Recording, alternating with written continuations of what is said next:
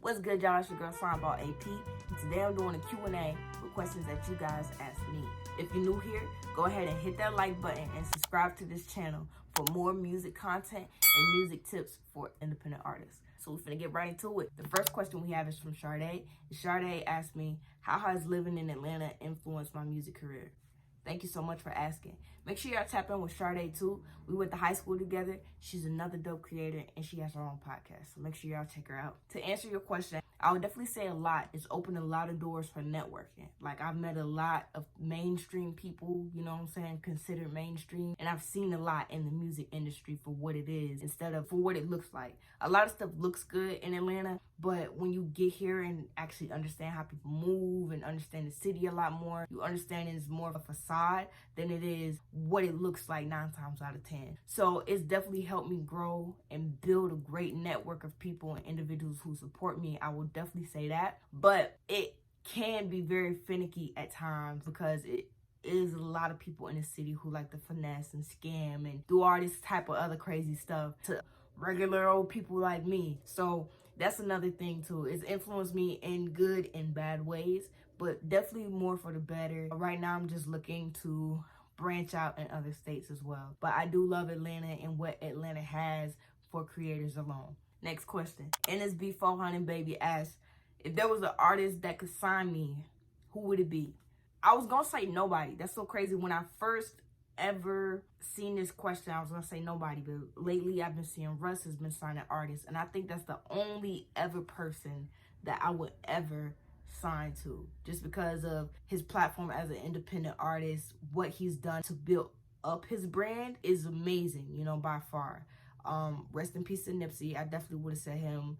But yeah, other than that, nobody but myself. I would sign myself, you feel me? But yeah, I would definitely have to say Russ. You know, I really like what he's doing as an independent artist. I listen to a lot of his music and I really love his message. So that's the only artist that could ever sign me, okay? The only. Next question. Clutch Outs asks, do I make beats? Yes, I do. Make sure y'all tap in. Link in the bio, alright? Buy a beat, support the kid, you know what I'm saying? It's how I make my living, y'all. So, you know, show some love. This is so crazy, y'all. I'm telling y'all, some of these questions was like a year ago. You know, I'm just now getting to them. Apologies for the very, very late response. But I've done a lot of this already, so I'm really glad that it happened, you know, the way that it did. But Yazzie A, shout out to Yazzie A too. I just had a Talk It Out challenge going on. Another dope artist, you know what I'm saying? She did the Talk It Out challenge and killed that shit. All right, y'all, killed it. So make sure y'all tap in on her too. But she asked me, you know, are you wanting to go on tour? Definitely. You know, I actually just got off a tour. We'll get into that in another video. If you want to know how it went when I went on tour, make sure you comment below, y'all, because it was a whole lot. I went on tour with Slime Life Shawty, and it was just a lot I learned about the industry alone, good and bad. You know what I'm saying? Like, it was definitely a learning experience. So if you guys would like a whole video about that, make sure you like this video and comment below and let me know that. But I do want to go on my own tour independently, not just by myself, but as an independent artist. I would definitely like to do that, a headlining tour as well, just in a different state. Like, I really want to travel the world and do tours, because I don't want to just be known as just known in Atlanta, or I'm just known in my hometown. I want to be known everywhere, globally. That's what this shit is about. I definitely want to do that by the end of this year.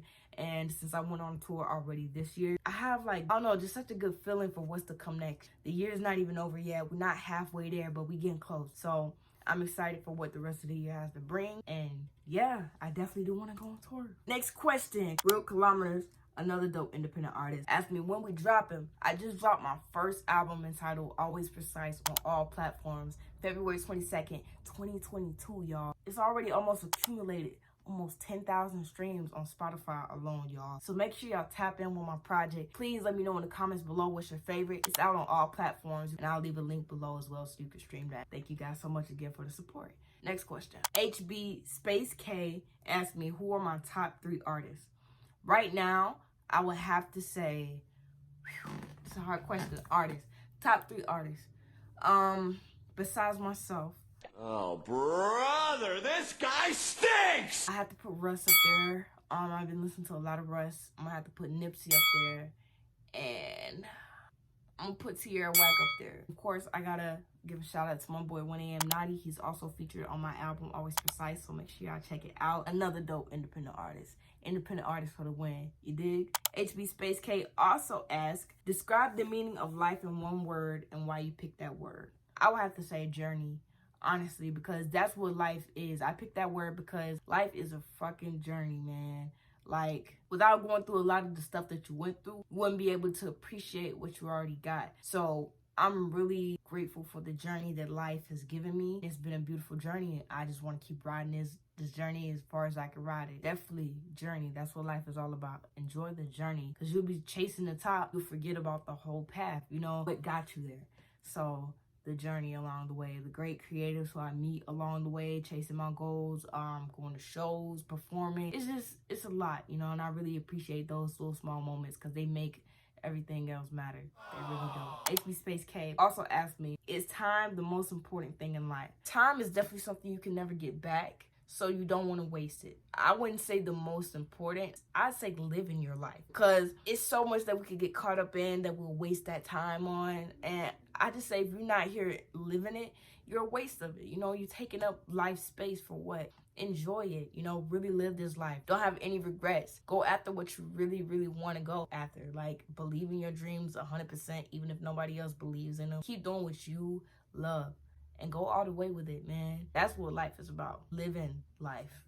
For real, for real. Next question. Ari Shania asks, what inspires me to create while at my lowest? I would definitely say my lowest points. When I'm at my lowest, that's what brings me up, you know, talking about my lowest and how I'm gonna get out. When I did my song Contagious, which is my top stream song so far on all platforms, it's sitting at 44, maybe 45,000 streams. Yeah, it's still steadily growing. It was about me being in a low point in my life. During quarantine, I was very in a depressed type of state. I didn't have anything else to escape but music. And music really helped me like express those moments, you know, me wanting to do bigger and better for my family, for my mom, for my sister. It brought the best out of me, you know, like they say when you're limited, you have so much more creativity. So I feel like those limits helped me. Like I started thinking outside the box because I didn't have nowhere else to go. I was at the lowest point in my life, so I talked about it. And when you talk about it, a lot more other people are in those dark moments and you help pull them out of it as well. So that's what really helped me. And then sharing that with other people. When you share your lowest moments with other people, it really brings you to a higher point. You know, you get out of it.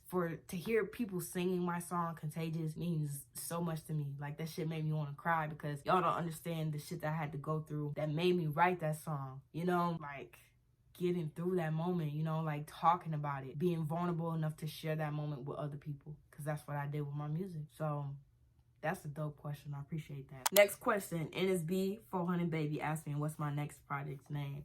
Well, after Always Precise, of course I'm thinking about it. Deluxe. Always Precise, the Deluxe. But I don't know yet, you know, like my next actual project, I'm not sure. You know, I have a couple little EPs I'm working with independent artists and other independent producers as well. So that's going to be on a hush-hush until we release and have everything officially settled and announced. But yes, I don't know what I want to call the next one, you know? I was thinking different things because I'm so inspired by so many different creators. I didn't know if I wanted to do something going through the lines of that, or just, I don't know, you go through different phases of your life, and I don't know, it might be something like that. So y'all just have to be on the lookout for when I drop that next project as well. But I will be dropping singles and EPs in between, so I won't keep you guys thirsty. I promise I will feed you with more music. I promise. As long as y'all keep streaming it, okay? Next question. What's my number one go-to song of mine?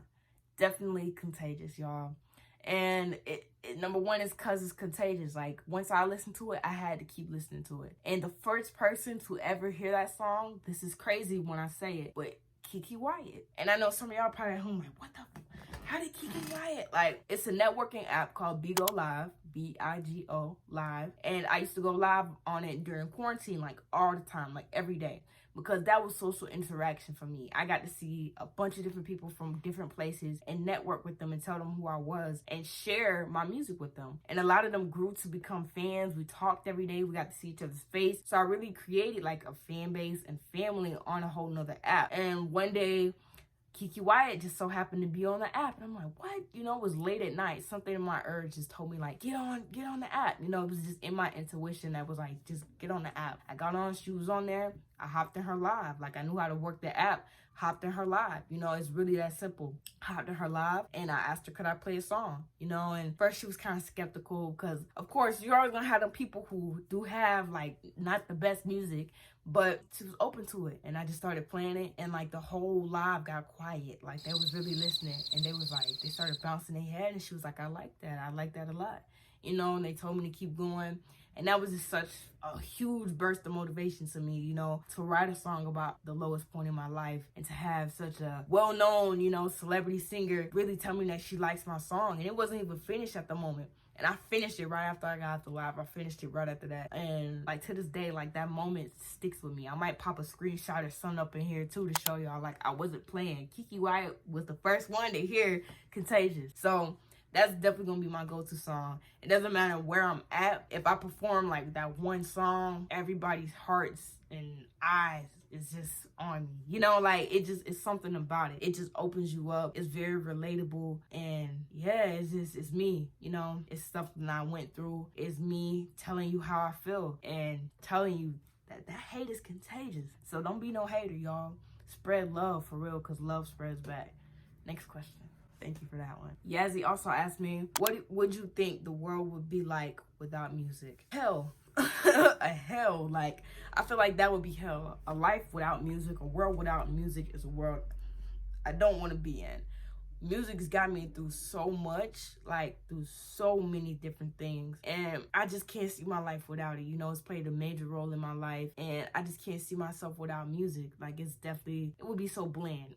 Like, it would be a bland world, a bland world without music. So that's how I feel like it would be, especially my life. My cousin, Black Rainbow Lane, asked me, what's hard about networking? The social anxiety. That's probably got to be the hardest part about networking, is just opening your mouth and just saying something.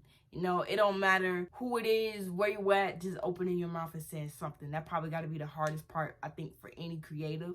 Even if you're social, because, like, eventually you could get tired of just talking. So I feel like that's definitely the hardest part about networking, because that starts the whole network. Like, if nobody says anything, it won't happen. Everybody overthinks too much, or some people are like, oh, you may already paint this picture in your head about an artist and think like, oh no, they're cocky, they don't even want to talk. But if you don't open your mouth and say nothing, they may never know how you feel. They may never know you're another dope artist that they want to work with, but you're too scared or fearful of the what ifs, you know, but you're creating them and painting them in your head. So I had to get out of that, still getting out of that as well. Just opening up, man, you know, opening up and just being like, hey, you know, I'm an artist, I'm an engineer, I'm a producer, I'm a graphic designer, I'm a creator, I'm whoever, and this is what I do. Check me out, check out my work. I would love to work with you. I'd love to hook you up with this, or, you know what I'm saying? Like, doing that, once you get out of that uncomfortability, once you do a couple, it starts coming natural. But it does take just to start to do that. It does get kind of hard at certain times. So that's the only thing I'd say that's really hard about networking, because once you do start talking, everything else is just going to flow. You know, it's very rare that it's awkward. Just don't force it. Next question he asked me, do you like Chinese food? Of course, man. What black person don't like Chinese food? Bussin'. And he also asked me how much for a cut G. As some of y'all know, I do cut hair as well. I cut my own hair, as you can see right here. Little fresh model, you did. But I haven't been cutting in a minute just because I've been focusing on music. So, like, my cuts was in high demand, but I had to match it with what I wanted to do. So I need a balance with it. My cut prices was 20. You know, I was doing $20. Now, you know, that price just doubles, so now I'm doing 50. House call, hundo. It's business. I'm a creator, and my time is valuable, just like your time is valuable as well. That is also the end of my questions, which means that is also the end of this video. Thank you guys so much for watching. Make sure you like, make sure you comment, make sure you subscribe, make sure you go check out my album, Always Precise, on all streaming platforms, okay? With stream if you want to support the brand, if you want to support the team, if you want to support me, of course. Thank you guys again so much for watching. AP, I'm out. AP, let's go.